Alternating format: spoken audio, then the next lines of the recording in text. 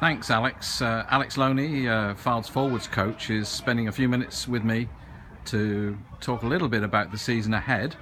First of all, Alex, you and Warren Spragg and head coach Paul Arnold, I guess this would be last season was your first exposure to coaching and running a National League team. What lessons have you learnt that you'll bring into this season with some kind of advantage, do you think?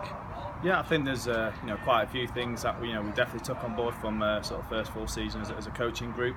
And that goes on from the planning stage in pre-season, recruitment, how we're managing the squad through the season on match days, and the training side obviously as well. Obviously there's things that we reflected on a lot as a group, and got a very honest culture amongst the three where we're questioning each other all the time. We're not always agreeing, which is a healthy, discussions on a daily basis. Sometimes our other halves get pretty sick because we're not putting the ball away, so to speak. But plenty's been learned, and I think for this weekend, it's been a very difficult sort of selection already on the first game of the season, and I think particularly for Paul as head coach, he's found ways that he can. Sort of keep everybody happy, but make sure we get the 20 that we think get the job done on Saturday. The nature of this kind of club, this kind of squad at this level is always going to be difficult in terms of player management. You need a reasonably deep squad, 30 players or so who can step up and play at National 1 level. After all, it is a fairly high level, at semi-pro level. But equally, these guys will want and expect game time, first team game time. How do you kind of square that circle? Yeah, I mean, it's probably one of the things that's given us the most headache. We're very lucky to have a talented squad here at Fylde, full of players that will do an excellent job once they get the jersey to play, and whoever that's selected. But I mean, I don't know what the golden answer is, so to speak. Guys are frustrated if they don't get picked. There's only 20 guys who can take the shirt at the weekend, but we know in the National 1 season, there's going to be all sorts of things that pop up. The obvious ones being injury. Hopefully, suspensions won't be an issue, but it is a factor from time to time.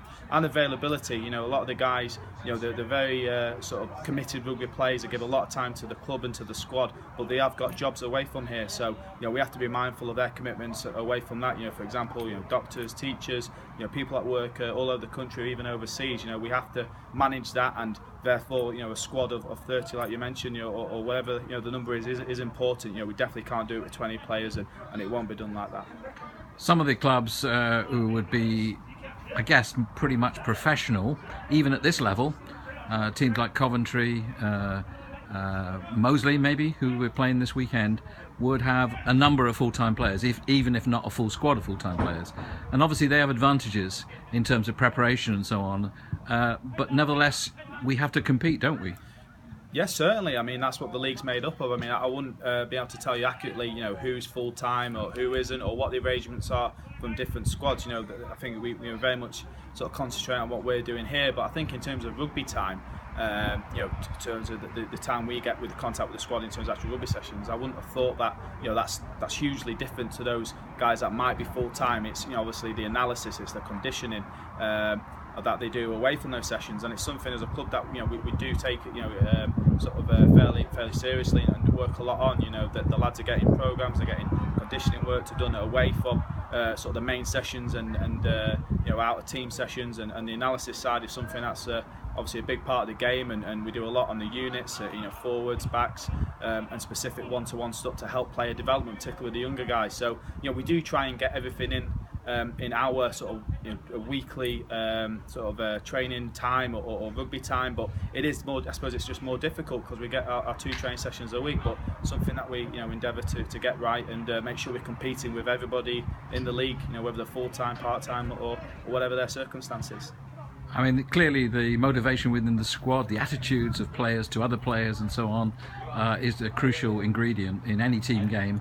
but rugby above all, and that has to be right, doesn't it? Definitely, and again, I think that's something that we're very proud of the makeup of this squad. You know, we've got very committed, we've got very enthusiastic players who are giving, you know, their time, obviously, you know, to a high level and a commitment there. But, you know, like I said before, you know, their work commitments, their family lives, you know, they're highly motivated to contribute to Fylde rugby and to the group of players that we've got here. And, you know, assuming that we keep that, you know, togetherness and that culture right, and make sure that's the, you know, sort of the case through the season. And you know, we're hopeful that, you know, we'll have a good campaign this year. Excellent. Finally, your own position, experienced hooker with championship and representative experience. You're also a teacher at Stonyhurst College. How are you going to be available this season? Yeah, I think my sort of my playing position hasn't changed from the last few years. You know, I'm available through the season at different points, assuming that my work commitments allow. You know, mainly in holidays and the odd bits of time here and there. But you know, we've got like I said, we've got a fantastic squad, and particularly my position. You know, we've got two lads there that are experienced senior players now. You know, been in the squad now for a few years.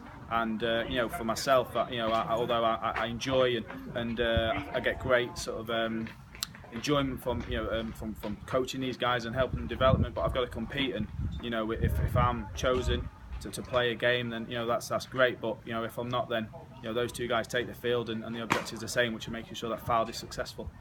You're referring to, of course, to Tom Burtonwood and Danny Mayer. Yeah. As the sort of two principal hookers with you. Definitely, yeah. I mean, we've got those two guys, but all, you know, obviously, you know, we've been in the squad now for years. But, you know, we've also got another young fella who's just recently come out of school, who's, you know, going to be in with the twos, I would have thought, to start with. But, Ben Gregory. Yeah, that's Ben Gregory. Yeah, so, you know, how he develops is, you know, is quite an exciting one as well. But he's on